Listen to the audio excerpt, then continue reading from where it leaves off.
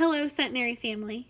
This is Pastor Jessica Baldiga coming to you on this Wednesday for our weekly devotion and prayer time. I want to encourage you to check out the rest of the email that you received today. It includes important information about our Holy Week devotional and worship services. It also has links for our youth group meeting and Centenary story time, as well as a link for our online giving. For those of you who may be joining us for the first time today, I invite you to check out our Facebook page or our website, effinghamcumc.com, to find out more ways in which you can get connected to Centenary and to see the ways in which Centenary is seeking to be the church outside of the building at this time. I come to you today in the midst of a myriad of emotions. There is a lot of chaos at my house right now. You can't see it behind me, but the table is covered in homeschooling materials. We've got worksheets and colored pencils and glue sticks and workbooks and all kinds of things. And so there's that sort of chaos going on. Not to mention that I know for sure, and this has reaffirmed it, that I was not called to be a teacher. And so I am thankful for those who are and who teach our children every day. But I am living into the anxiety of trying to be a teacher to my two little girls over these past few weeks and probably even more. And I come to you in the midst of just unknown and uncertainty. I don't know when or if my children will get to go back to school this semester. We don't know when we'll get to leave our house and go to the park again or go shopping whenever we want to, or go and spend time with our larger family. And I come to you in this time of real worry. I keep tuning in every day to listen to the governor's updates, his press conferences, and I watch the news almost every day. And I also am worried for our healthcare professionals. My own dad is a doctor in Mattoon, and so that worry is very personal for me, and I worry and am praying every day for healthcare professionals and all of those who are doing important essential jobs right now. Those who are delivering our mail, who are restocking our grocery stores, who are making sure that things make it from one part of the country to the other. All of those people who are working tirelessly. You all continue to be in my prayers. And so it is amidst that myriad of emotions that I come to you this day, and I want to share with you this devotion. This devotion comes from this book, Speaking Truth, Women Raising Their Voices in Prayer.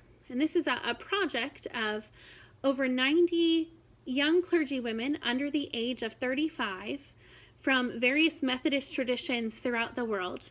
And I got the opportunity to be a part of this project. And so I want to share with you today the devotional that I wrote. And so I want to share with you these words from 2 Corinthians 13:11. The Apostle Paul writes, "Finally, brothers and sisters, goodbye. Put things in order, respond to my encouragement, be in harmony with each other, and live in peace. And the God of love and peace will be with you."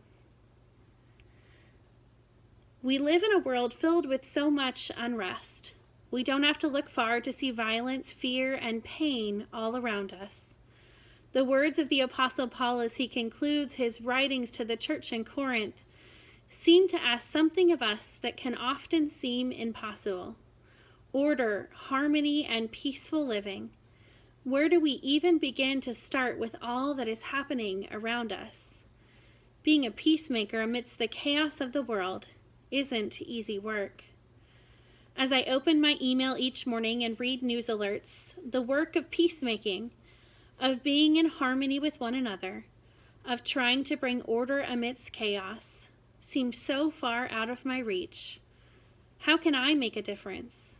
Where do I even start? Those questions swirl in my mind as I learn about the hurting people of the world.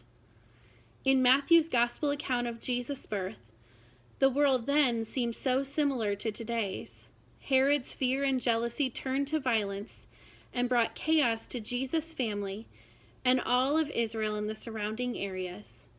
Jesus came amidst that fear and jealousy, violence and chaos, as the hope of the world. Jesus broke forth as the hope amidst a world full of unrest. Jesus continues to break into our world as the hope amidst all that goes on. As I wrestle with the daily news alerts and struggle to find my role in making a difference in doing the challenging work of peacemaking, I always have to remember that peacemaking is not my work.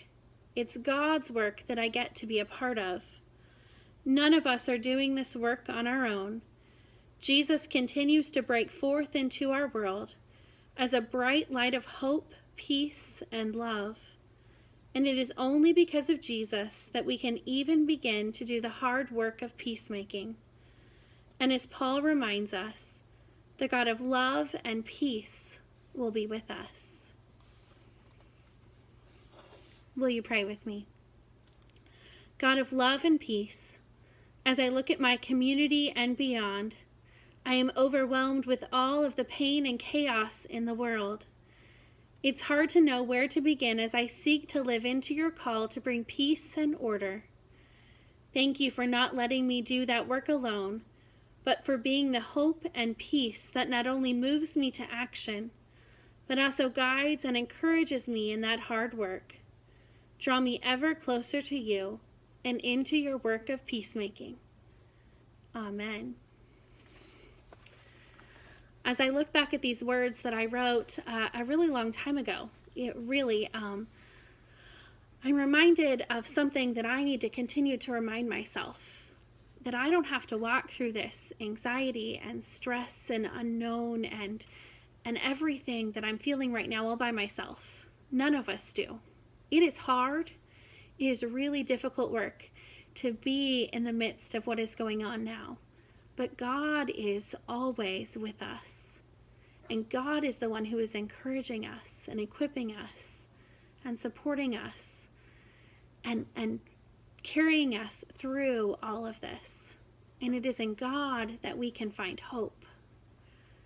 And so, brothers and sisters, I invite you to join me in living into not just all of the emotions that may be coming in the midst of this pandemic, but also living into the hope of God that comes because Jesus came into the world and Jesus continues to come into the world amidst all of the chaos that goes on around us. I am continuing to keep you in my prayers, and I will continue to keep you in my prayers throughout the rest of this time that we are at home together. So I pray that you have a blessed day and a blessed week.